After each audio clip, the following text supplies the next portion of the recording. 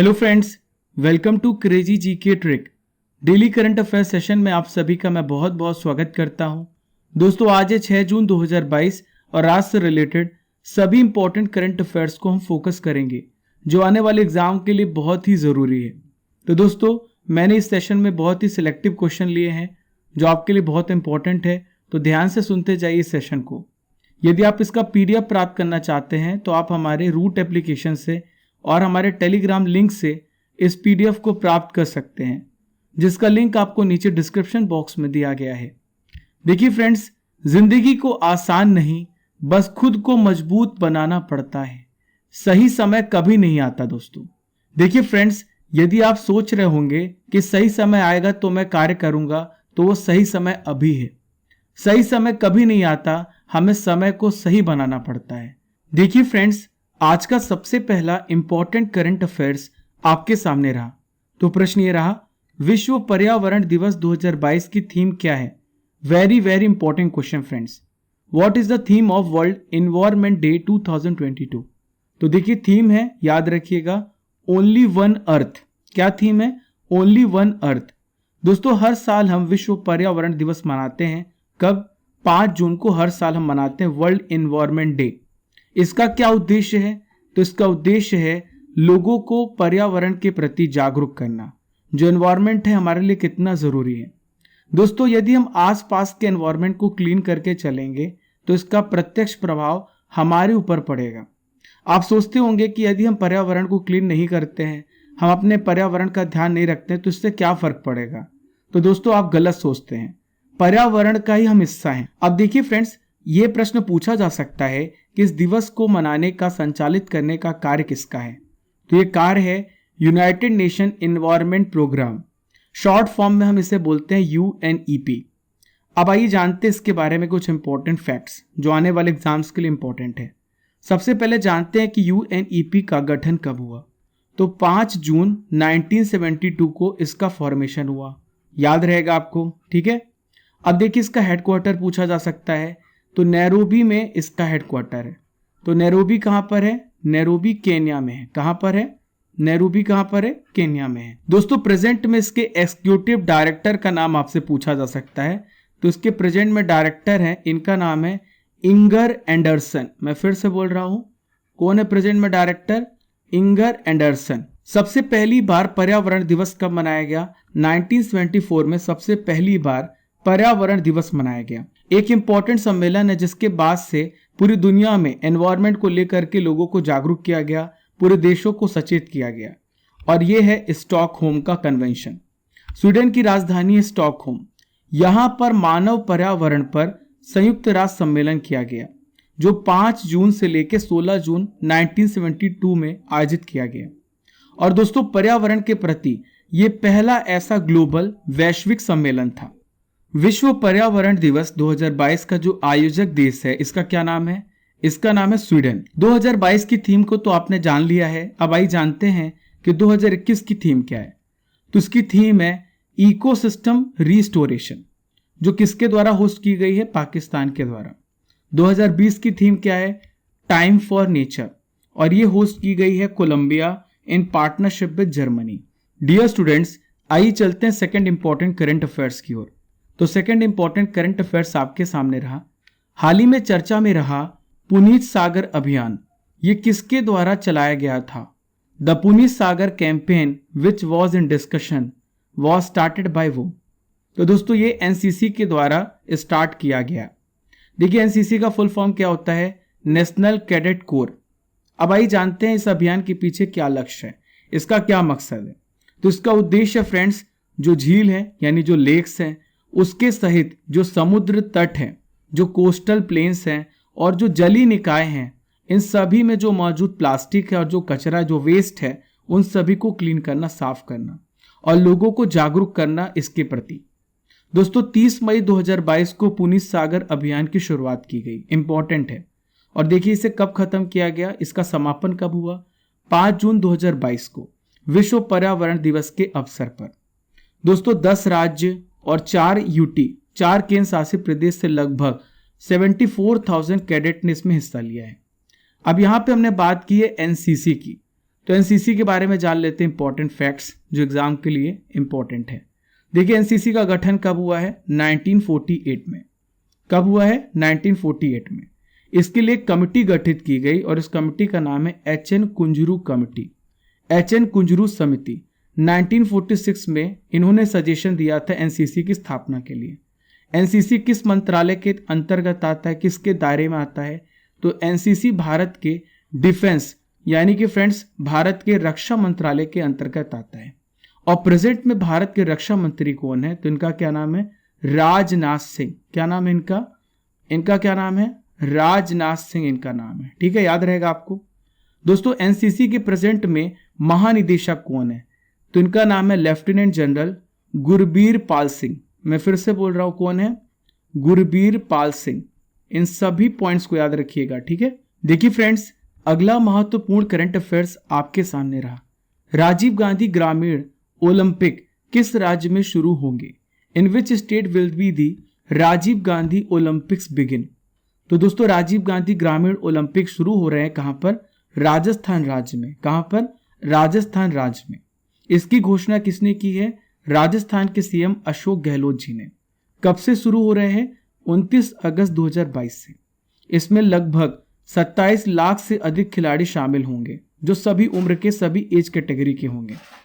दोस्तों इसके अलावा मुख्यमंत्री अशोक गहलोत जी ने घोषणा की है कि प्रदेश के सभी खिलाड़ियों को फिर से राजीव गांधी खेल रत्न पुरस्कार प्रदान किए जाएंगे। दोस्तों साथ में इन्होंने ये भी बताया है कि जो पंचायत कैटेगरी में जो खाली पद पड़े हुए हैं उनकी भर्ती में जो ग्रामीण ओलंपिक के विनर्स हैं उनको प्रायोरिटी, उनको प्राथमिकता दी जाएगी। अब यहाँ पे हमने राजस्थान राज्य की बात की है तो बहुत सारे प्रश्न राजस्थान के करंट अफेयर्स से रिलेटेड पूछे जा सकते हैं। तो आइए एक नजर डालते हैं राजस्थान स्पेशल करंट अफेयर्स 2022। तो देखिए पहला प्रश्न ये है, राजस्थान में हाल ही में इंदिरा गांधी शहरी रोजगार योजना का प्रारंभ किया गया है। दोस्तों राजस्थान सरकार ने हाल ही में ऊंटों के संरक्षण के लिए ऊंट संरक्षण और विकास नीति की घोषणा की है। राजस्थान में हाल ही में एक फेस्टिवल मनाया गया, इसका नाम है मारू महोत्सव या फिर जैसलमेर रेगिस्तान महोत्सव। अगला प्रश्न है जो मैंने आपको पढ़ाया था, राजस्थान का एक चौथा टाइगर रिजर्व यानी कि बाघ अभ्यारण्य टाइगर सेंचुरी बनाया गया है, अधिसूचित किया गया, इसका क्या नाम है? दोस्तों इसका नाम है रामगढ़ वन्य जीव अभ्यारण्य। राजस्थान में हाल ही में शुरू किया गया है प्रशासन गांव के संग अभियान।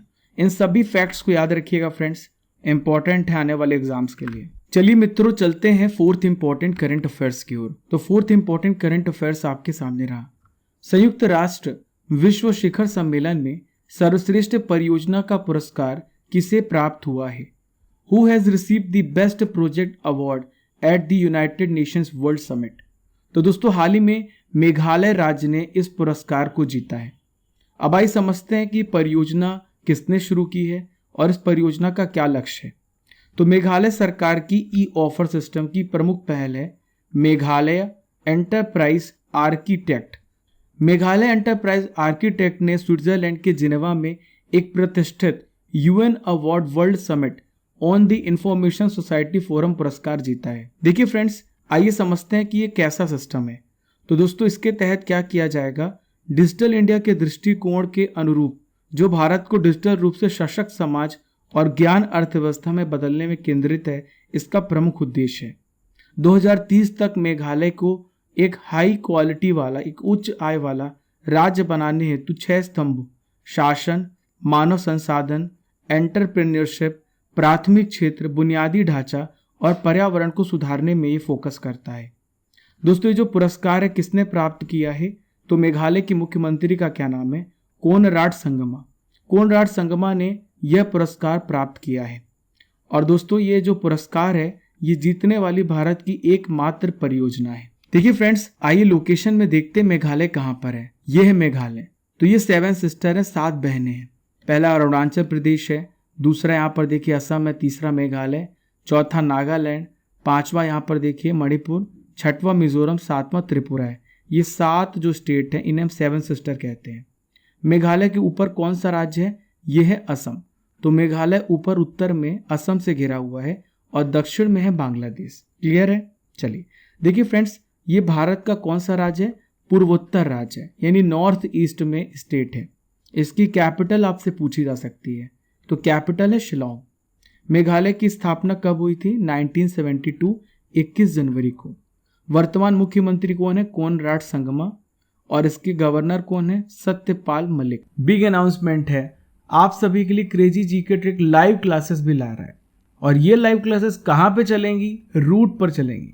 आपको रूट एप्लीकेशन को डाउनलोड करना है, जिसका लिंक आपको नीचे डिस्क्रिप्शन बॉक्स में दिया गया है। दोस्तों, root application crazy GK trick के द्वारा ही पावर्ड किया गया है। डाउनलोड कीजिए रूट एप्लीकेशन को। यहाँ पर आपको रेस हैंड भी मिलेगा, जहाँ पर आप अपने लाइव सेशन के दौरान कोई भी डाउट आता है आप क्वेश्चन पूछ सकते हैं। Previous year question with tricks 5 दिन क्लासेस चलेंगी एक हफ्ते में, और बाइलिंगुअल लैंग्वेज में हिंदी और इंग्लिश दोनों मीडियम में आपको क्लासेस मिलेंगी। दोस्तों, रूट एप्लीकेशन को आप डाउनलोड करें, जिसका लिंक आपको नीचे डिस्क्रिप्शन बॉक्स में दिया गया है। यहाँ पर आपको हर विषय का फ्री टेस्ट भी मिलेगा, तो आप इन फ्री टेस्ट को भी ज्वाइन कर सकते हैं, हर सब्जेक्ट का, स्पेशली करंट अफेयर्स का जो आप पढ़ रहे हैं। दोस्तों, नॉलेज का तड़का आपके सामने है। आज की सबसे पहली नॉलेज फैक्ट्री आपके सामने है। आज हम जानने वाले हैं वैज्ञानिक उपकरण, यानी फ्रेंड्स जो साइंटिफिक डिवाइसेस हैं और उनके उपयोग, उनकी यूजेस के बारे में। सबसे पहले है फ्रेंड्स वायु वेग का मापन, यानी विंड की स्पीड को नापने के लिए हम एनीमोमीटर का इस्तेमाल करते हैं। सेकंड है अमीटर। अमीटर क्या करता है? करंट इलेक्ट्रिसिटी के मापन के लिए इस्तेमाल होता है, विद्युत धारा के मापन के लिए। नेक्स्ट है ऊंचाई को मापने के लिए किस वैज्ञानिक यंत्र का इस्तेमाल किया जाता है? तो यह है अल्टीमीटर। नेक्स्ट है फ्रेंड्स कार के द्वारा जो भी दूरी तय की जाती है, तो इसमें कौन सा डिवाइस है? तो यह है ओडोमीटर। नेक्स्ट है फ्रेंड्स फिल्मों के पर्दे पर प्रक्षेपण। इसका ये मतलब है पुस्तक के पन्ने, चित्र, खनिज नमूनों, पत्तियों आदि की जो छवि है प्रोजेक्ट करने के लिए इस्तेमाल किया जाता है, यह इपीडियास्कोप। नेक्स्ट है फ्रेंड्स यांत्रिक ऊर्जा को विद्युत ऊर्जा में बदलना, यानी मैकेनिकल एनर्जी को इलेक्ट्रिकल एनर्जी में बदलने के लिए डायनेमो का इस्तेमाल किया जाता है। गैस का जो घनत्व है, जो गैस की डेंसिटी है, इसके लिए मैनोमीटर का इस्तेमाल होता है। माइक्रोमीटर का इस्तेमाल क्या होता है फ्रेंड्स? अति लघु दूरियों का नापने के लिए, जो बहुत ही स्मॉल डिस्टेंस होती हैं उन सभी को नापने के लिए माइक्रोमीटर का इस्तेमाल होता है। वायु दाब का मापन, यानी फ्रेंड्स एटमॉस्फेरिक प्रेशर को नापने के लिए बैरोमीटर का इस्तेमाल किया जाता है। समुद्र की गहराई के नापने के लिए फेदोमीटर का इस्तेमाल होता है। दोस्तों, ये बहुत ही इंपॉर्टेंट टॉपिक है, आज मैंने इसके सेलेक्ट किया है एग्जाम के लिए। सुनते जाइए और हर एक पॉइंट को नोट जरूर करिएगा। चलिए फ्रेंड्स, चलते हैं फिफ्थ इंपॉर्टेंट करंट अफेयर्स की ओर। तो फिफ्थ इंपॉर्टेंट करंट अफेयर्स आपके सामने रहा। आंचल अभियान किस राज्य के द्वारा शुरू किया गया? आंचल अभियान has been started by which state? तो आंचल अभियान राजस्थान राज्य के द्वारा शुरू किया गया है। आंचल अभियान का मकसद क्या है? जो प्रेग्नेंट वुमेन्स हैं, जो गर्भवती महिलाएं हैं, उनके स्वास्थ्य देखभाल के लिए आंचल अभियान की शुरुआत की गई है। तो राजस्थान में किस जिले में इसकी शुरुआत की गई है? करौली जिले में इसकी शुरुआत की गई है। इस अभियान के माध्यम से लगभग 13,000 से अधिक जो महिलाएं हैं लाभ प्राप्त कर चुकी हैं। इसका उद्देश्य क्या है फ्रेंड्स? इसका उद्देश्य है जो हीमोग्लोबिन का स्तर है महिलाओं में, उसकी जांच करना, उनके लिए परीक्षण करना। दोस्तों, 13,144 गर्भवती महिलाओं का परीक्षण किया गया, जिसमें से 11,202 एनीमिक पाई गई, यानी इनमें ब्लड की मात्रा कम पाई गई। अब आप सोच रहे होंगे फ्रेंड्स कि एनीमिया क्या होता है? जब हमारे शरीर में हीमोग्लोबिन की मात्रा कम हो जाती है तो इसे हम एनीमिया कहते हैं। एनीमिया को दूर करने के लिए आपको क्या करना होगा? हरी सब्जियां खानी पड़ेंगी और फ्रूट्स का सेवन करना पड़ेगा। इस अभियान का प्रमुख ऑब्जेक्टिव क्या है? तो जो मातृ और शिशु मृत्यु दर है, दोनों को कम करना इसका प्रमुख उद्देश्य है। दोस्तों, ये जो अभियान है गर्भवती महिलाओं को प्रसव के पूर्व और प्रसव के बाद सभी प्रकार की आवश्यक चिकित्सा सहायता प्रदान करने के लिए शुरू किया गया है। महिलाओं को सही दवा और जरूरी पौष्टिक आहार लेने की सलाह दी जाती है। इसमें राजस्थान की मुख्यमंत्री कौन है? अशोक गहलोत। राजस्थान के वर्तमान राज्यपाल कौन है? कलराज मिश्रा। कौन है? कलराज मिश्रा। ठीक है फ्रेंड्स। डियर स्टूडेंट्स, आप सभी के लिए एक सुनहरा मौका है। रजिस्ट्रेशन ओपन है लाइव बैचेस के लिए। डाउनलोड कीजिए रूट एप्लीकेशन को। रूट एप्लीकेशन पर आपको ज्योग्राफी की special class by Dinesh Sahu sir आपको मिल जाएगी। पॉलिटी की क्लास, बाय पंकज सर और मैथ्स की क्लास बाय निशित सर। ये सभी स्पेशल क्लासेस हमारे रूट एप्लीकेशन पर अवेलेबल हैं। अभी जाएं और एनरोल करें लाइव बैचेस के लिए। नेक्स्ट इंपॉर्टेंट करंट अफेयर्स आपके सामने रहा। आवासीय शिक्षा योजना श्रेष्ठ को हाल ही में किसने लॉन्च किया है? Who has recently launch the residential education scheme श्रेष्ठ? तो श्रेष्ठ को लॉन्च किया किसने? डॉक्टर वीरेंद्र कुमार जी ने। डॉक्टर वीरेंद्र कुमार कौन है? ये केंद्रीय सामाजिक न्याय और अधिकारिता मंत्री हैं। ठीक है, श्रेष्ठ का फुल फॉर्म जानते हैं। ये किसके लिए स्कीम है? Scheme for residential education for students in high schools in targeted areas. इस योजना का लाभ किसे मिलेगा? अनुसूचित जाति के छात्रों को, यानी शेड्यूल्ड कास्ट के स्टूडेंट्स को इसका फायदा मिलेगा। इन छात्रों को हाई क्वालिटी का एजुकेशन मिलेगा। जो अब तक ये प्राप्त नहीं कर पाए हैं उन्हें हाई क्वालिटी का एजुकेशन मिलेगा। इस योजना में सीबीएसई से रिलेटेड जो भी आवासीय विद्यालय हैं उनमें गरीब अनुसूचित जाति के छात्रों को एजुकेशन प्रोवाइड की जाएगी।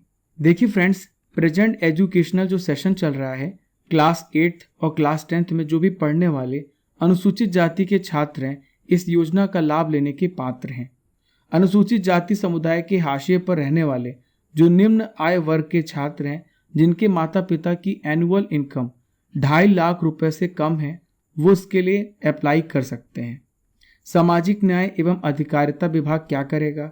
12वीं तक उनकी शिक्षा पूरी होने तक पूरा विद्यालय का जो शुल्क लगेगा और जो छात्रावास का शुल्क लगेगा वो पूरा खुद उठाएगा सामाजिक न्याय और अधिकारिता विभाग।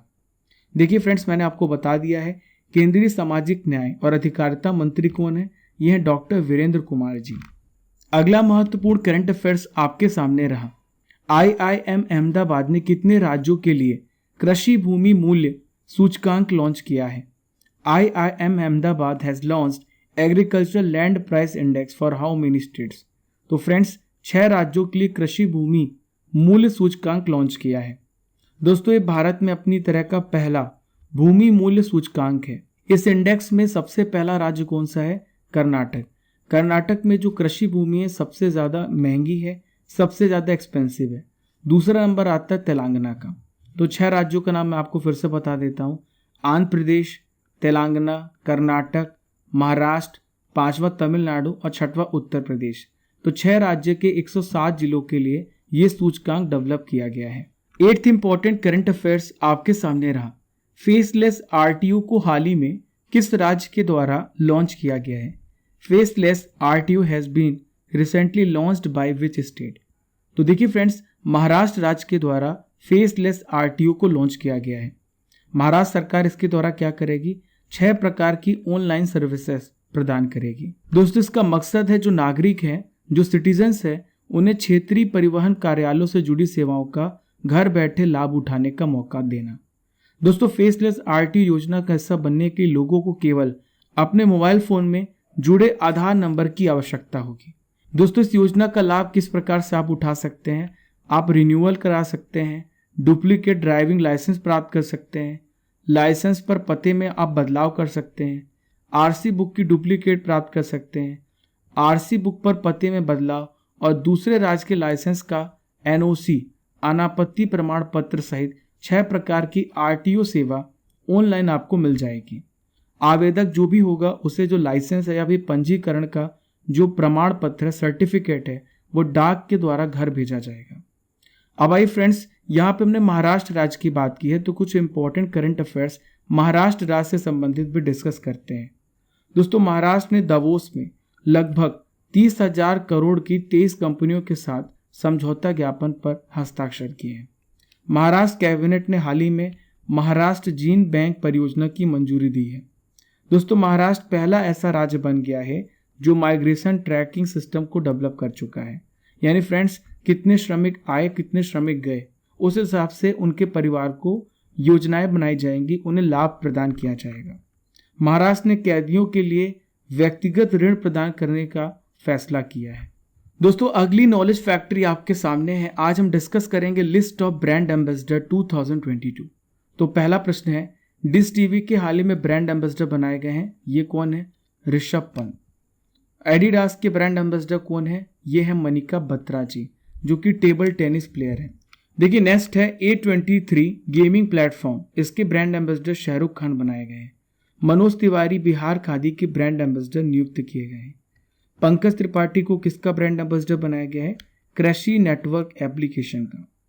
उत्तराखंड के नए ब्रांड एम्बेसडर बनाए गए हैं अक्षय कुमार और साथ में ऋषभ पंत भी। दिशा पटानी को बाटा इंडिया का ब्रांड एम्बेसडर बनाया गया है। गुड डॉट के ब्रांड एम्बेसडर हैं नीरज चोपड़ा। राजकुमार राव को रिन्यू बाय का ब्रांड एम्बेसडर बनाया गया है। देखिए अंतिम में बात करेंगे हम शेफाली वर्मा की, तो शेफाली वर्मा को बैंक ऑफ बड़ौदा का ब्रांड एम्बेसडर नियुक्त किया गया है।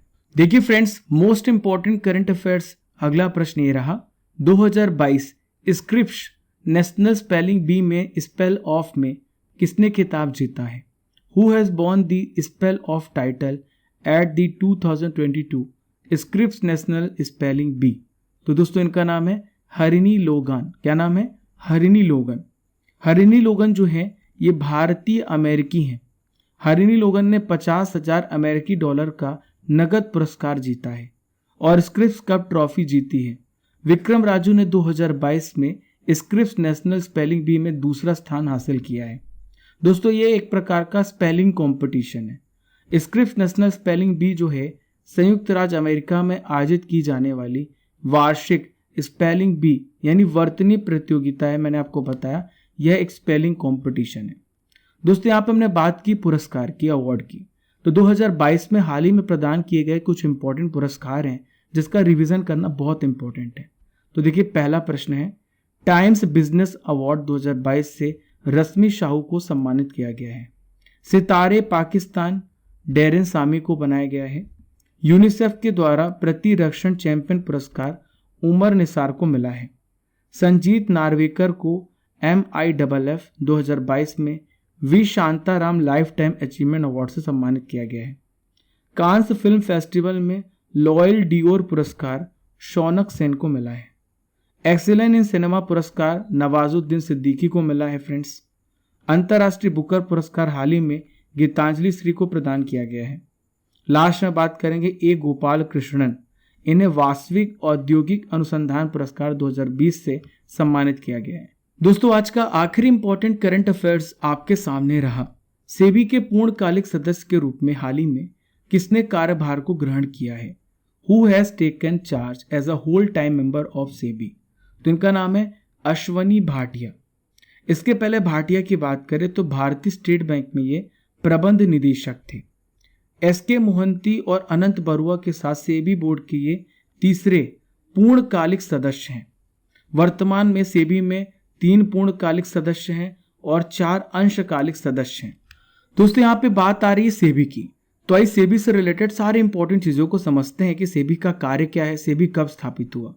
सेबी का फुल फॉर्म है securities and exchange board of India. Present में इसके अध्यक्ष हाल ही में बनाए गए हैं माधवीपुरी बूच। सेबी की स्थापना कब हुई थी? 1988 में सेबी की स्थापना हुई और 1992 में इसे स्टैट्यूटरी बॉडी का दर्जा मिला। इसका हेडक्वार्टर कहाँ पर है? इसका हेडक्वार्टर है मुंबई में। ठीक है फ्रेंड्स, कहाँ पर है? मुंबई में। इसका क्या काम होता है? जो इन्वेस्टर्स होते हैं उनका पैसा ना डूबे, उनके हितों की रक्षा करना, उनकी राइट्स की रक्षा करना। दोस्तों अब बारी है करंट अफेयर्स की रसमलाई यानी 2021 के इंपॉर्टेंट करंट अफेयर्स को मैं आपके लिए डिस्कस करूंगा। तो पहला प्रश्न ये रहा, कौन सा कैरेबियन देश ब्रिटिश शासन से मुक्त होकर के नया गणतंत्र बना? तो यह है बारबाडोस। कौन भारतीय मूल के व्यक्ति ट्विटर के नए CEO बने हैं? पराग अग्रवाल। भारतीय रेलवे ने किस राज्य में दुनिया का सबसे ऊंचा 141 मीटर रेलवे ब्रिज बनाने की घोषणा की है? तो मणिपुर में। केंद्रीय अप्रत्यक्ष कर एवं सीमा शुल्क बोर्ड के नए प्रेसिडेंट बने हैं, तो इनका नाम है विवेक जौहरी। 28 नवंबर 2021 को राष्ट्रीय कैडेट कोर NCC का कौन सा स्थापना दिवस मनाया गया? 73वां स्थापना दिवस मनाया गया। चलिए फ्रेंड्स 5 जून के करंट अफेयर्स का रिवीजन कर लेते हैं। तो पहला प्रश्न ये रहा, देश में पहला लिक्विड मिरर टेलीस्कोप कहां पर स्थापित किया गया? उत्तराखंड में। भारत का कोयला आयात 2021-22 में घटकर कितने मीट्रिक टन हो गया है? 209 मीट्रिक टन। अंजलाई पुन्नुसामी का हाल ही में निधन हो गया, वह कौन थी? तो दोस्तों ये थी स्वतंत्रता सेनानी। उपराष्ट्रपति वेंकैया नायडू की उपस्थिति में भारत और किस देश के बीच 3 समझौता ज्ञापन पर हस्ताक्षर किए गए, तो दोस्तों सेनेगल के साथ। भारत की पहली निजी अंतरिक्ष यान निर्माण सुविधा कहाँ पे शुरू की गई है? इसकी शुरुआत कहाँ पे की गई है? बेंगलुरु में। कहाँ पर? बेंगलुरु में। बोल्ट तुरली खानोव कप 2022, ये कुश्ती कप है फ्रेंड्स। इसमें साक्षी मलिक, दिव्या काकरन और मानसी अहलावत ने कौन सा मेडल जीता है? तो गोल्ड मेडल हासिल किया है। आक्रामकता के शिकार मासूम बच्चों का अंतर्राष्ट्रीय दिवस कब मनाया जाता है? हर साल 4 जून को। हाल ही में किसने तुर्की के नाम को तुर्किये में बदलने के अनुरोध को मंजूरी दी है? United nation. नेक्स्ट है friends 9th important revision question. वायुसेना का हेरिटेज सेंटर कहाँ पे बनाया गया? चंडीगढ़ में। वर्ल्ड ब्लाइंड जूडो में पहली बार भारत के लिए मेडल किसने जीता है? कपिल परमार ने। दोस्तों मैं आपसे प्रश्न करूंगा जिसका आंसर आपको कमेंट बॉक्स पे देना है। तो प्रश्न यह रहा, विश्व पर्यावरण दिवस पहली बार कब मनाया गया? इसका आंसर आपको कमेंट बॉक्स पे देना है। तो डियर स्टूडेंट्स, ये था 5 जून के इंपॉर्टेंट करंट अफेयर्स का रिवीजन। हमने डेली करंट अफेयर्स में 6 जून के करंट अफेयर्स को भी कवर किया है। आशा करता हूं कि आपको सेशन बहुत ही मजेदार लगा होगा, आपने बहुत अच्छे से एंजॉय किया होगा, बहुत सारी जानकारी आपने ग्रहण की होगी। तो दोस्तों अब दूसरों को भी इंपॉर्टेंट इन्फॉर्मेशन प्रोवाइड करना, अपने दोस्तों को, अपने रिलेटिव्स को, सभी को वीडियो शेयर करें ताकि वो भी इस सेशन का फायदा उठा सकें। ये करंट अफेयर ना केवल आपको नंबर दिलाएगा बल्कि आपकी एक पर्सनालिटी को भी डेवलप करेगा। देश और दुनिया की जानकारी प्राप्त करने के लिए ये बहुत ही अच्छा सेशन हो सकता है। फॉलो कीजिए क्रेजी जीके ट्रिक को डिफरेंट सोशल मीडिया प्लेटफॉर्म पर। पहली बार हमारे चैनल पर आ रहे तो सब्सक्राइब कर लें and press the bell icon button ताकि आपको हर एक नोटिफिकेशन सबसे पहले मिल सके। Keep liking, keep sharing your channel crazy GK trick. Thank you friends. जय हिंद, जय भारत।